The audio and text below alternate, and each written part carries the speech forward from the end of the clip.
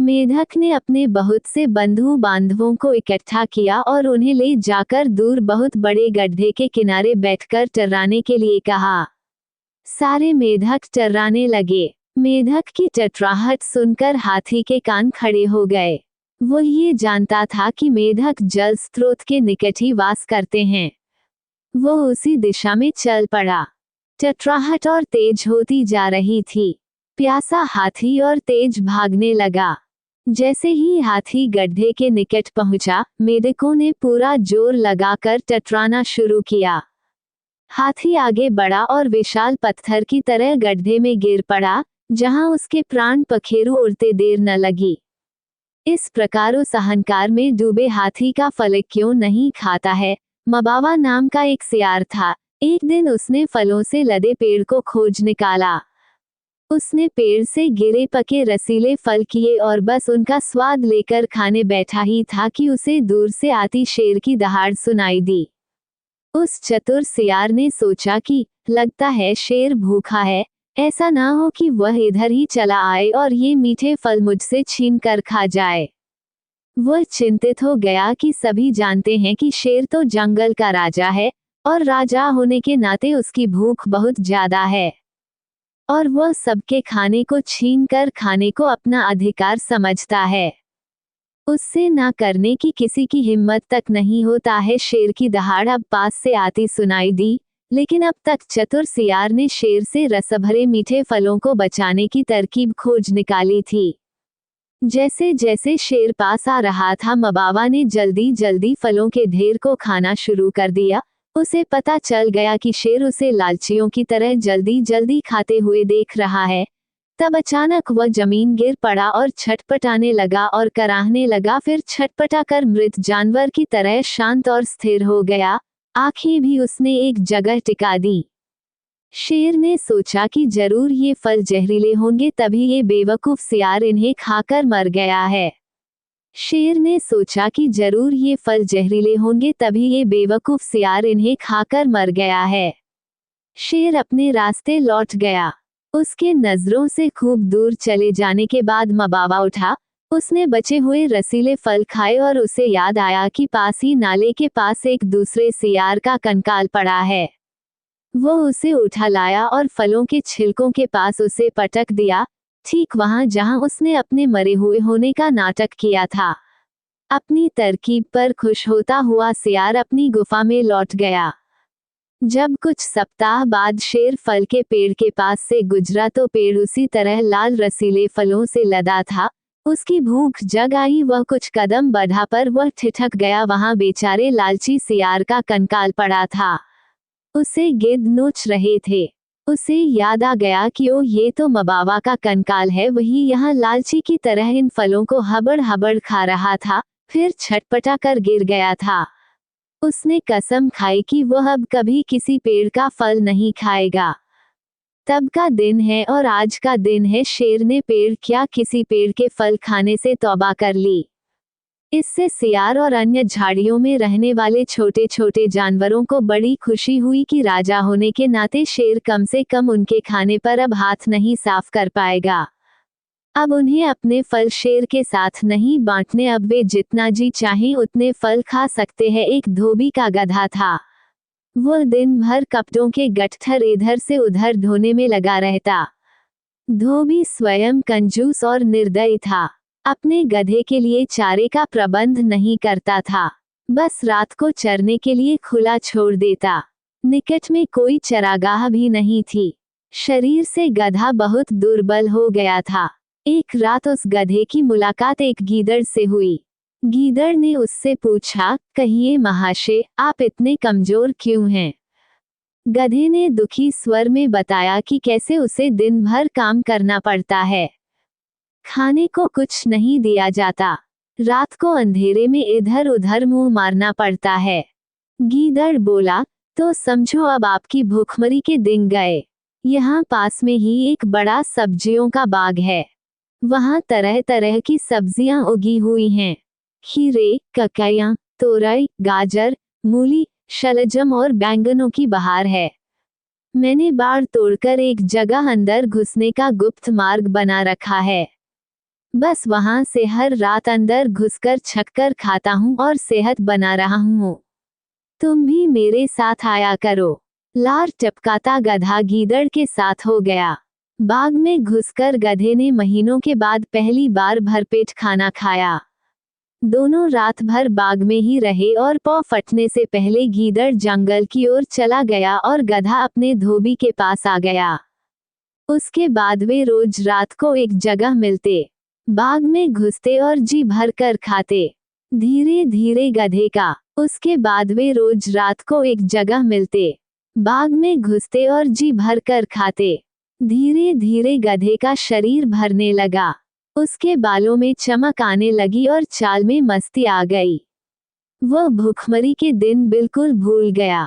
एक रात खूब खाने के बाद गधे की तबीयत अच्छी तरह हरी हो गई।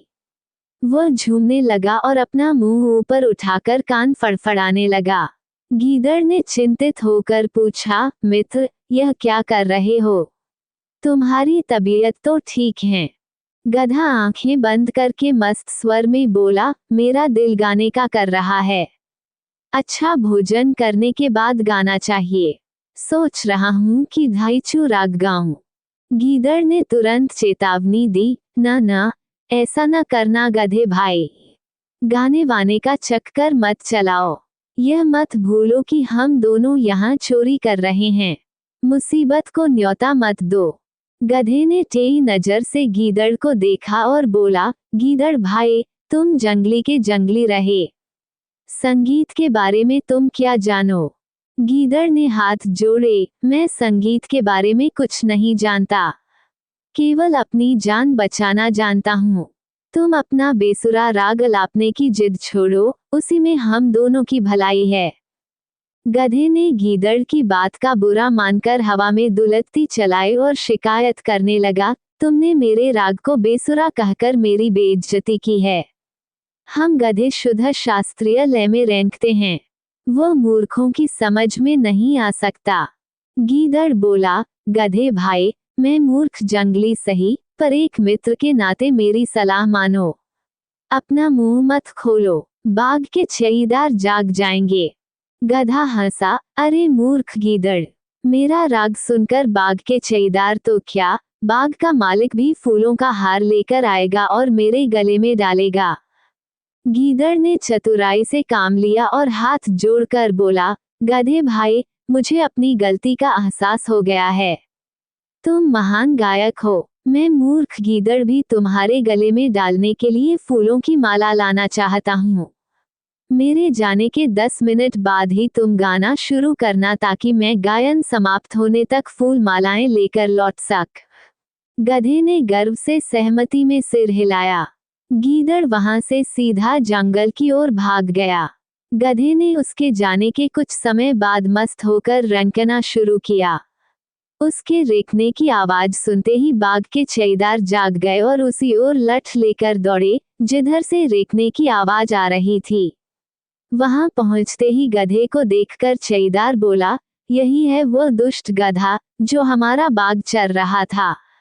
बस सारे चईदार डंडों के साथ गधे पर टूट पड़े। कुछ ही देर में गधा पिट पिट कर अधमरा गिर पड़ा।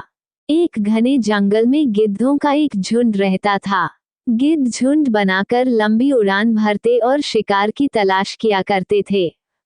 एक बार गिद्धों का झुंड उड़ते उड़ते एक ऐसे टापू पर पहुंच गया जहां पर बहुत ज्यादा मछली और मेढक खाने को थे। गिद्ध की उड़ान।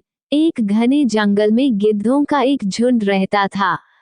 गिद्ध झुंड बनाकर लंबी उड़ान भरते और शिकार की तलाश किया करते थे। एक बार गिद्धों का झुंड उड़ते उड़ते एक ऐसे टापू पर पहुंच गया जहां पर बहुत ज्यादा मछली और मेढक खाने को थे। इस टापू पर गिद्धों के रहने के लिए सारी सुविधाएं मौजूद थीं। अब तो सारे गिद्ध बड़े खुश हुए, मजे से वो उसी टापू पर रहने लगे। अब ना ही रोज शिकार की तलाश में जाना पड़ता और ना ही कुछ मेहनत करनी पड़ती। दिन रात गिद्ध बिना कोई काम किए मौज करते और आलस्य में पड़े रहते। उस झुंड में एक बूढ़ा गिद्ध भी था। बूढ़े गिद्ध को अपने साथियों की ऐसी दशा देखकर बहुत चिंता हुई। वो गिद्धों को चेतावनी देते हुए बोला, मित्रों, हम गिद्धों को ऊंची उड़ान और अचूक निशाने और उत्तम शिकारी के रूप में जाना जाता है। लेकिन इस टापू पर आकर सभी गिद्धों को आराम की आदत हो गई है और कुछ तो कई दिन से उड़े ही नहीं हैं। ये चीजें हमारी क्षमता और हमारे भविष्य के लिए घातक हो सकती हैं। इसलिए हम आज ही अपने पुराने जंगलों में वापस जाएंगे। अब बाकी सारे गिद्ध उस बूढ़े गिद्ध की हंसी उड़ाने लगे कि ये बूढ़े हो चुके हैं, इनका दिमाग। अब बाकी सारे गिद्ध उस बूढ़े गिद्ध की हंसी उड़ाने लगे कि ये बूढ़े हो चुके हैं, इनका दिमाग सही से काम नहीं कर रहा है। यहाँ हम कितनी मौज मस्ती से रह रहे हैं, वापस वहाँ जंगल में क्यों जाएं? ये कहकर सभी गिद्धों ने जाने से मना कर दिया। लेकिन बूढ़ा गिद्ध वापस चला गया। कुछ दिन बाद जंगल में रहते रहते एक दिन बूढ़े गिद्ध ने सोचा कि मेरा जीवन अब बहुत थोड़ा ही बचा है, तो क्यों ना अपने सगे लोगों से मिल लिया जाए। यही सोचकर गिद्ध ने ऊंची उड़ान भरी और टापू पर पहुंच गया। वहां जाकर उसने जो दृश्य देखा वो सचमुच भयावह था। पूरे टापू पर एक भी गिद्ध जिंदा नहीं बचा था। चारों तरफ गिद्धों की लाश ही पड़ी थी। अचानक एक घायल गिद्ध पर नजर पड़ी। उसने बताया कि यहाँ कुछ दिन पहले चीतों का एक झुंड आया। जब चीतों ने हम पर हमला किया तो हम लोगों ने उड़ना चाहा, लेकिन हम ऊंचा उड़ ही नहीं पाए और ना ही हमारे पंजों में इतनी ताकत थी कि हम उनका मुकाबला कर पाते। चीतों ने एक एक कर सारे गिद्धों को खत्म कर दिया। बूढ़ा गिद्ध दुखी होता हुआ वापस जंगल की ओर उड़ चला। दोस्तों, हमारे जीवन में भी कुछ ऐसा ही होता है। हम अगर अपनी शक्तियों का लगातार प्रयोग नहीं करेंगे तो हम कमजोर पड़ते जाएंगे और एक दिन हमारी शक्तियां हमारे काम की ही नहीं रहेंगी। अगर आप अपने दिमाग का इस्तेमाल नहीं करते तो आपके दिमाग की क्षमता घटने लगेगी। आप अपने शरीर का उपयोग नहीं करेंगे तो आपकी ताकत घटने लगेगी।